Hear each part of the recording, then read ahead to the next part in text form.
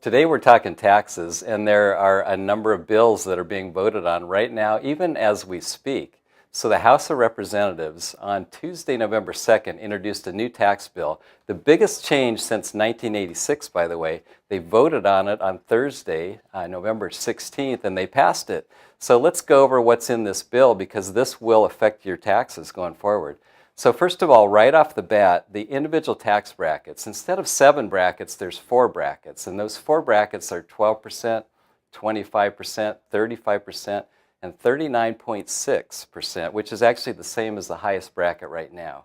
The standard deduction almost doubles. So for a single taxpayer, it's about $12,000. For a married taxpayer, it's about $24,000. But the exemption of about $4,000 per person, that goes away. So if you've got a family with a lot of kids, you may not do as well with this new tax act.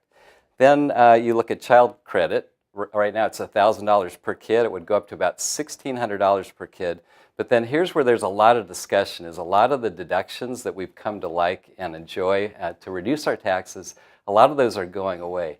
For example, medical deductions would go away completely with this House bill.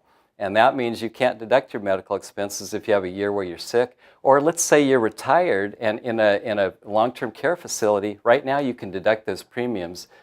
Under this bill, you cannot deduct the premiums. State and local taxes, this is a big one. So the state and local tax deduction would go away. And that's a big deal if you live in California or New Jersey, New York, states that have high taxes. So interestingly enough, if you live in California, without this deduction, you're in the highest tax bracket, your taxes are actually going up with this tax bill. So be aware of that. Property taxes, they're allowing you to deduct about $10,000, no more than that, because right now it's unlimited. Mortgage interest is another big one, because right now you can borrow up to $1 million and deduct that interest on your return. This would change now to $500,000, and you can deduct the interest only on that much. If you borrow more than that, you have an allocation. Some is deductible, some is not deductible. And then your home equity loan, right now you can borrow $100,000 and take that deduction. And they're changing that to where you cannot take any deduction on that, so be aware of that. Charitable contributions stay the same, so that's a good thing. Casualty losses go away. Unreimbursed business expenses go away. So if you're an employee, maybe in sales, and you've got a lot of expenses that you don't get reimbursed on, currently you can deduct those. Under this new tax bill, you cannot deduct them.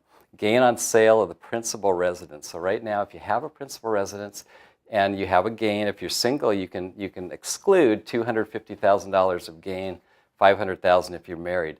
That would stay the same. But instead of living in a home 2 out of 5 years, now it is 5 out of 8 years. In other words, it has to be your residence for 5 years out of the last 8 years when you sell it. So that's going to still be a great benefit, but not as good as it is, because it'll take 5 years to get there. Estate taxes, these will be repealed starting in 2024. If you have a lot of assets passing out to the next generation, there would be no estate taxes starting in 2024. Right now, it's about $5,500 exemption per person. This bill would temporarily raise that to $10 million per person, and married couple $20 million. So there still would be estate taxes for the next few years, but then eventually they would go away. Alternative minimum tax would be repealed, so we don't have to worry about AMT, all that sort of planning. And then a couple more quick things. The corporate tax rate would go from 35% to 20%. The idea there is so corporations can keep more of their profits, so they can expand more, they can hire more people, they can improve the economy. And finally, the small business tax rate would actually go down a little bit, although not as much as you might think. It would go down to 25%. But then there's this weird allocation. Some of the gain, some of your profit would be taxed at 25%, and some would be taxed at your ordinary income rate. That's a quick summary of the House bill. We're still a long way from new tax reform, and realize that all these things would take effect in 2018. But first, the Senate has to pass their own version of the bill, and if they do, then these two bills need to be reconciled, passed by both chambers, and then the president would have to sign it. So stay tuned. We'll see if this actually happens.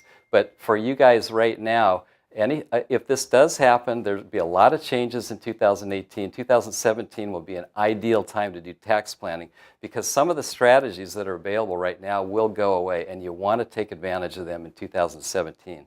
So give our office a call for a free assessment and we'll show you what those strategies are.